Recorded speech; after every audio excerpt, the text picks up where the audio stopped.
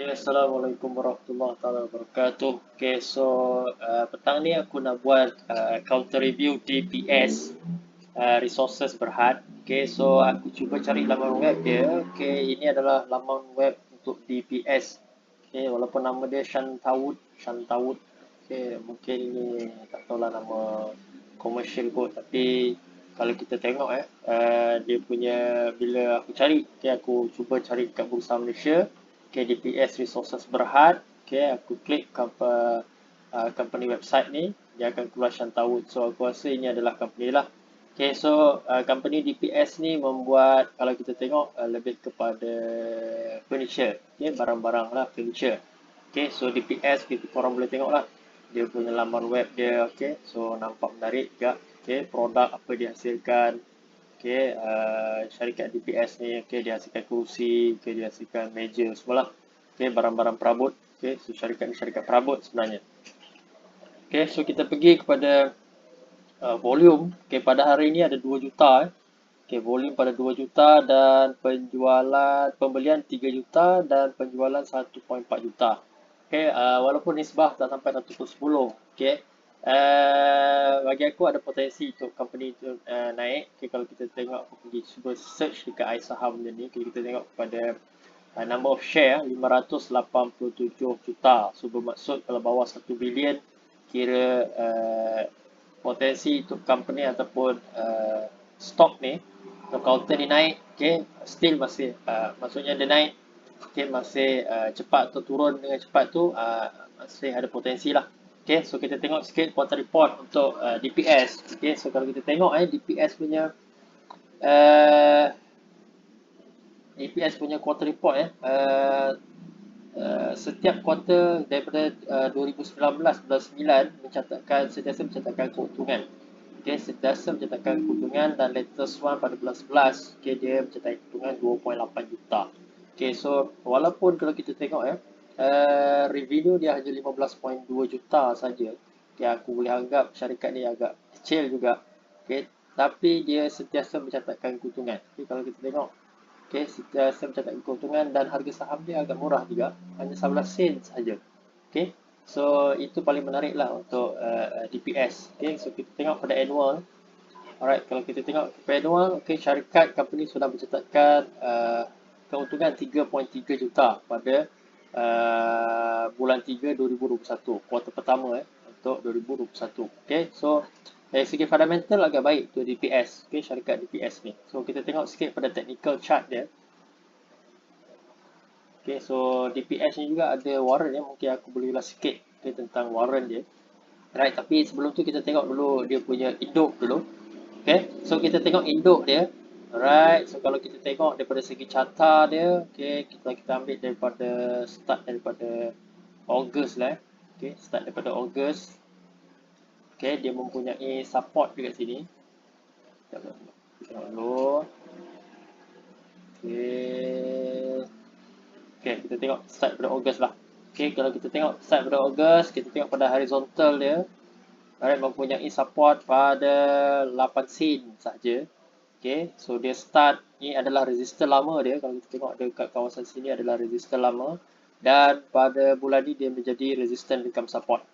Okay, resistance become support. Okay, so sekarang ni, so dia mempunyai resistance pada, kalau kita boleh buat resistance pada, okay, 12 sen setengah.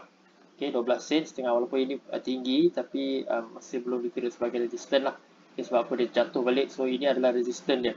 Okay, 12 sen setengah. So lepas tu dia bergerak secara sideways sahaja. Okay, so counter ni start daripada March. Okay, start daripada March ni. Okay, dia naik, dia mencecah resistance dia dan dia buat sideways sahaja. Okay, sebelum dia breakout. Okay, so this is breakout number 1. Okay, breakout number 1. Right, lepas tu dia sideways dan dia bertahan dekat RBS dia. Okay, resistance become support. So resistance dia dah jadi support. Okay, dia beberapa kali test kat sini. Kita tengok dia bertahan dekat support dia pada 8 sen ni dan mempunyai resistance pada 12 sen setengah. Kita tengok dia test beberapa kali resistance dia. Sebelum dia breakout lagi pada bulan awal bulan Disember, dia breakout lagi. Okay, dia breakout lagi, dia buat resistance baru dekat sini. Okay, dia buat resistance baru dekat sini. Okay, tengok. Alright, so dia pada 16 sen setengah. Okay, so kalau kita tengok, dia jatuh balik dan dia touch. Okay, dia touch pada resistance lama dia pada 12 sen setengah. Okay, 12 sen setengah. Okay, so ini adalah breakout nombor 2. Okay, ini breakout nombor 2 dan sekarang ni adalah RMBS. Dia cuba bertahan tapi mungkin disebabkan sentimen dia jatuh semula. Okay, dia jatuh, dia melepasi 11 sen. Okay, melepasi 11 sen. Okay, so apa yang paling penting kalau dia tak nak turun, dia mempunyai satu lagi support dekat sini. Okay, dia punya support dekat sini. Kalau aku boleh buat dekat sini. Alright, so dekat sini adalah another support dia 11 10 sen. Okay, 10 sen ni adalah next support dia. Okay, so mungkin sentimen menyebabkan dia break the support penting ni. So ini adalah RBS dia. Okay, 12 sen. So kalau dia break 10 sen ni mungkin dia turun ke bawah lah. Okay, so okay, kita tengok. Okay, based on indicator pula. Okay, kalau kita tengok MA cross. Okay, jarang guna MA cross. Kita tengok MACD lah. Right, kita tengok MACD pula. Okay.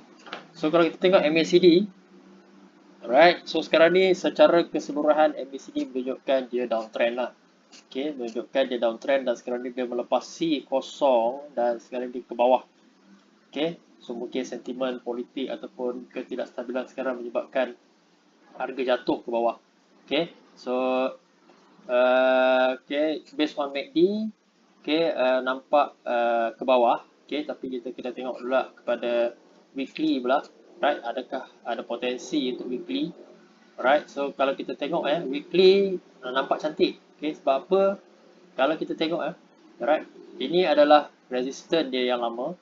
Okay, so sekarang ni counter ni dah breakout. Okay, dan dia sudah bertahan pada 14 sen setengah. Kita tengok 14 sen setengah ni adalah resistance dia. Okay, 14 sen setengah. Okay, so dia retrace back. So kalau kita tengok, kalau kita buat halo ataupun trend dari sini, kalau kita tarik trend dia, okay, so ada trend menaik di situ. Okay, ada trend menaik dan satu lagi adalah dia punya MACD masih lagi di atas kosong. Okay, masih lagi di atas kosong. Okay, so ada kemungkinan untuk dia naik lagi. Okay, ada kemungkinan dia naik lagi. Okay, itu based on MACD. Kita tengok monthly pula. Alright, monthly. Okay, monthly. Alright, monthly. Kalau kita tengok, okay, dia dah ada reversal kat sini. Okay, dia dah ada reversal. Okay, ni nampak. Sekarang ni mungkin dia, okay, so sekarang kita tengok MACD. Okay, sudah berada di atas kosong. Okay, kedua-dua line sudah berada di atas kosong. So sekarang ni ini adalah downtrend yang lama dekat sini. Okay, kalau kita tengok downtrend yang lama dekat sini, so sekarang ni dia dah melakukan reversal dekat sini. Okay, ini adalah dipanggil setup. Okay, dikatakan setup bullish engulfing macam tu. Okay, lebih kurang macam bullish engulfing sebelum dia reverse back. Okay, so itu ada potensi dari segi weekly dan monthly. Okay, dari segi daily, alright, masih lagi tak ada candlestick hijau untuk menyatakan bahawa dia akan reverse. Okay, masih belum ada candlestick hijau untuk menyatakan dia akan reverse. Tetapi kena watch out lah dengan dia punya dia ada right, dia ada support pada 10 sen. Okay, so secara keseluruhannya, okay, so kalau kita tengok RSI pula, RSI dan stochastic. Okay, stochastic. Okay, so kalau kita tengok RSI dan stochastic, alright. So sekarang ni saham ni berada di bahagian area oversold kat sini. Okay, so 11 sen ni adalah harga oversold. Okay, 11 sen setengah, 11 sen adalah harga oversold. Okay, so tapi RSI masih lagi di bahagian neutral. Okay, bahagian neutral. Okay, so kita tengok pula kepada weekly. Right, weekly pula dia ke arah ke bawah. Dia ke arah ke bawah untuk stochastic dan RSI masih lagi dia ada di bahagian neutral. Okay, monthly aku jelas. Okay, alright. Kita tengok daily dulu. Okay, daily. Okay, alright. So secara keseluruhannya counter ni berkemungkinan nak bergerak ke bawah ya. Bergerak ke bawah. Okay, watch out dengan 10 sen. 10 sen adalah dia punya support dia paling terdekat lah. Okay, so kalau dia break di support mungkin dia nak ke bawah lagi. Okay, break support mungkin dia nak ke bawah lagi. Okay, so kita tengok sikit tentang dia punya tengok sikit dia punya warrant So warrant dia DPSWB. Okay, DPSWB. Okay, so sifat warrant adalah dia mengikut mak dia. Okay, so mak kalau jatuh dia jatuh sikit mak, okay, anak akan jatuh lagi banyak. Okay, kalau tengok dia drop terus, okay, memang jatuh betul.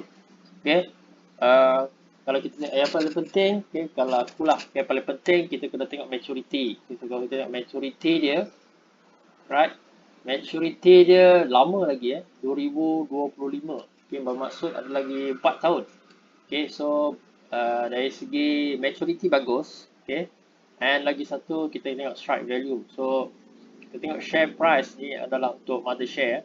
Okay, share price telah melebihi strike value bermaksud okay, warrant ni adalah in the money. So bermaksud okay, bagus. Okay, so warrant DPS agak bagus dari segi maturity and juga strike value. So itu cara-cara aku untuk menilai warrant lah.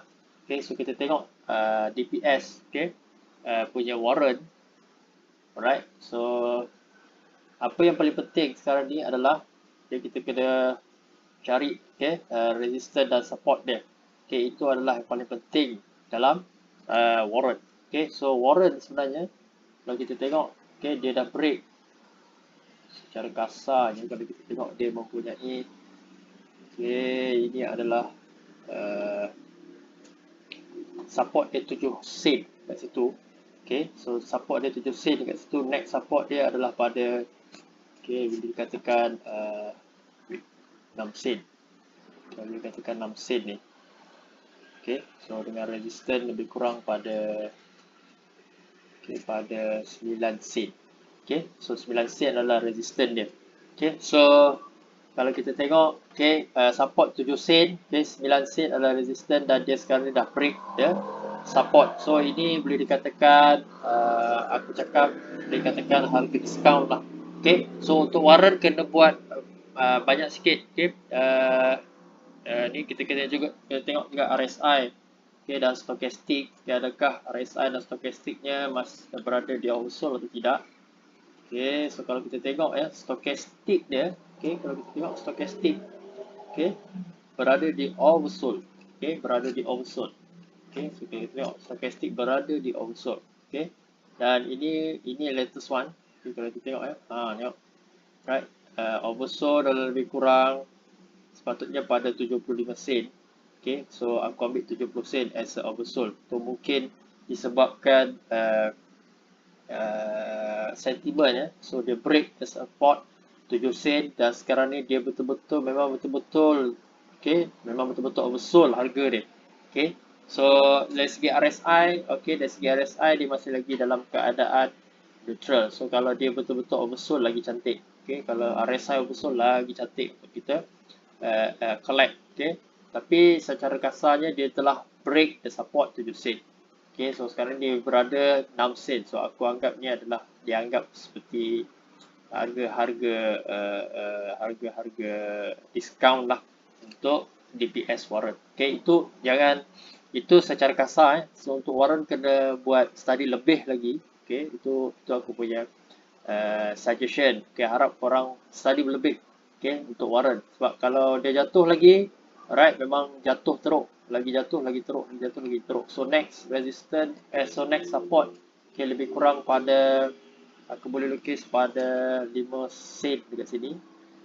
Dan next paling bawah, paling bawah dia akan capai adalah 4 sen. So itu adalah support-support penting dia lah. 5 sen, 4 sen. So itu adalah paling bawah, aku jangka paling bawah is 4 sen lah. So itu untuk warrant. Oke, salam itu saja. Oke, assalamualaikum warahmatullahi taala wabarakatuh.